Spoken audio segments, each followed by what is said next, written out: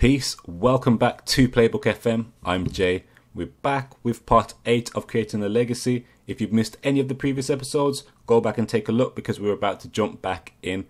So, quite a bit's happened since the last episode. If we go over to the schedule and take a quick look, we went on another unbeaten run and finished January undefeated. However, we did lose 3-1 away to Watford. But after that match, immediately bounced back with a win at Chelmsford. We've lost a couple of players due to loans finishing up for the year. So the squad does look a little bit different. As you can see, we're a bit short in terms of bodies at the moment. However, you might notice, so we have got a new right winger in to replace Edwards, who has left the club. 19-year-old French sim comes in at the winger position, who actually scored on his debut as well. Tactically, we have changed shape back to this. I mean, the win we got against Chelmsford was in this shape, but I'm not too sure if it was a change of shape or I don't know if it was just kind of we caught Chelmsford on an off day or something. But we did manage to win, so we're going to stick with this here again today. I am just going to move Tom Smith off and bring on Jordan Simpson. I'm not quite sure who to bring on. But yeah, you'll notice as well we have lost Harry on loan, so we are short at the centre-back positions. So the system that we're playing today includes 3 centre-backs. In fact, all 3 centre-backs we have, because I just like to risk injuring key players, it seems. So, starting 11 for this first game of the episode, which is against Concord Rangers at home. We have Max Bramley in goal, a back three of Jack Batten, Dan Ball and Matt Bower. We have Joe Reynes and Connor Riley Lowe at wing-backs, Tom Richards, Frankie Artois in midfield, and then Sim, Ross Stern and Ryan Brunt complete the front 3. Let's get into the match.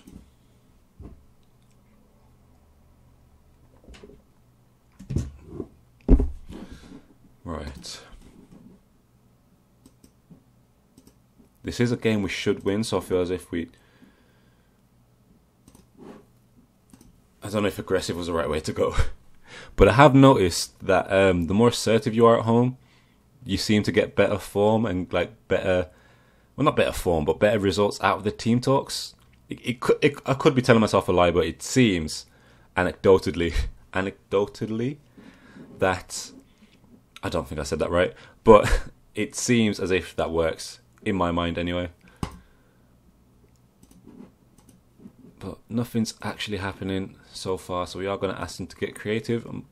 Let's move up to positive. Because we are at home, I feel as if we can be a bit more expansive, a bit more creative and push for a win. You've always got to push for a win at home, surely. Otherwise, what's the point in having home advantage? But we enter half-time 0-0 and not a single highlight. That must have been the worst half of football ever. Yeah, if there's been nothing to note, then surely that's been a nothing first half. And it has fired them up a little bit, but they don't seem to carry that out into the pitch. So let's ask more of them. But Richards with the corner, it doesn't beat the Concord Rangers defence, and they are on a counter.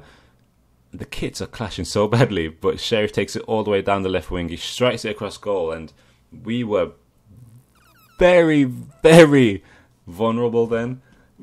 Like, extremely vulnerable. I can't believe how far he took the ball. Nobody decided to put a tackle in, and luckily he spooned it, but against a better team, we can't get caught slipping like that. We absolutely cannot. And I am going to take off Sim and bring on Andy Watkins. I don't know if that's the right decision to make 70 minutes in. What if we left him on for a little bit longer? Would he have scored again? He did score on his debut, but Watkins gets goals for us as well, so hopefully the fresh legs will make something happen. But no, we having just the one highlight this half, it seems.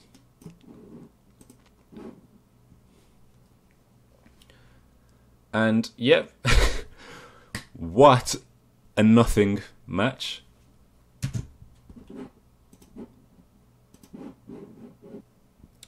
So we've fiddled with the tactics just a little bit on the offensive side of things, because I think defensively we're okay. But in terms of starting 11, we have Max Bramley in goal, Jack Batten, Dan Ball, Matt Bower. At wing backs we have Joe Rayness, Conor Riley-Lowe. In midfield, Frankie Arturs and Tom Richards. And we have Sim, Adam Mann and Ryan Brunt up front. Let's get into the match.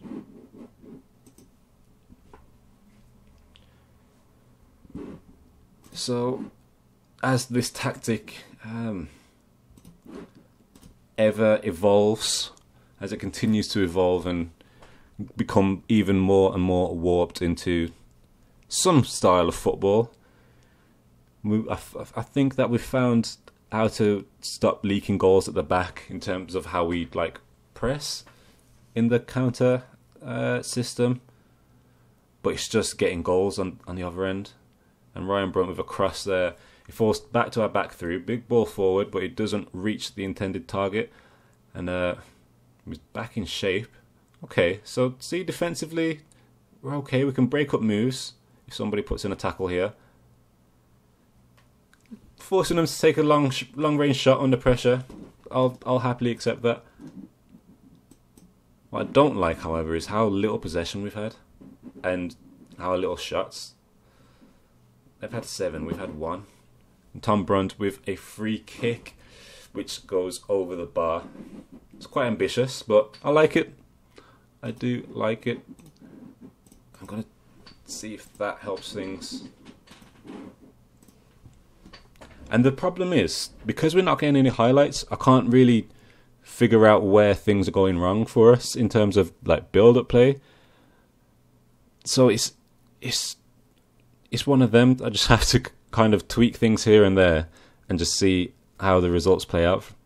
But Frankie Arturs there wins the ball in midfield, and then we play it backwards for some reason, even though we are playing a bit higher tempo than previously. But the ball does end up with Mann on the left wing. He gets tackled, but Riley-Lowe's there to pick it back up. And I think having the wing backs on defensive now as well is kind of going to stop some of the counters, because as you can see, we're still quite deep in terms of midfield positioning. The wing backs were so yeah, we should be able to kind of break up counter attacks a little better now. However, it is Braintree with a corner. We've managed to head it clear. It's put back in, and Joe Rayness is there to clear the ball to safety.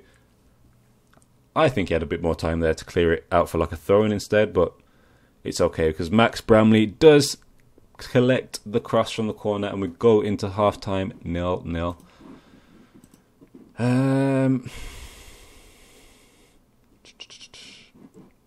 Let's give these fans the money's worth.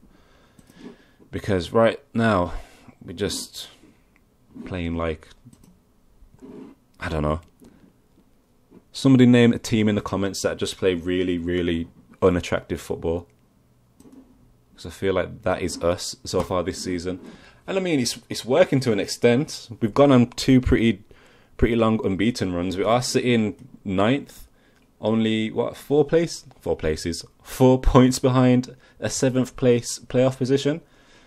So we're not doing too bad. It's just we're inconsistent. That's the issue. We're inconsistent. And I think the fact that we do have such a shallow squad is partly the reason for that. Like, we can't really rotate players when they're playing poorly.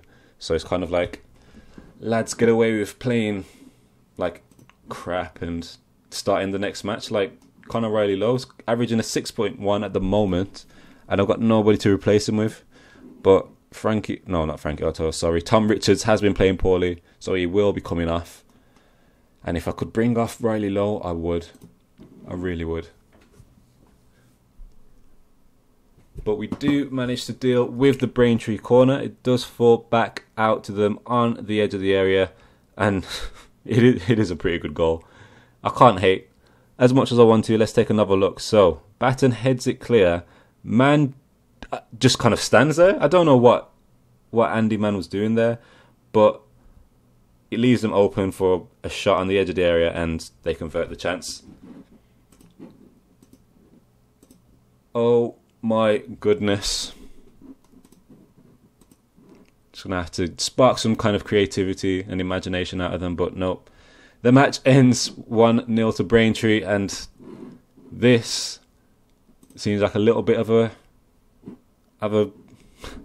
speed bump in what's otherwise been a decent season so far. If we take a look at our results, we've not really done too bad. However, in the past, 10 games? How many is that? 1, 2, 3, 4, 5, 6, 7, 8, 9 games. We've only won 2 matches. We've only lost 2 on the flip side of things, but we're just a bit inconsistent right now. However, guys, I am going to call it time on this video. If you've made it this far, please leave a thumbs up, and I'll catch you in the next episode, which will be maybe around March. So we've got about 2 more episodes of this season, guys. Right, until next time, peace.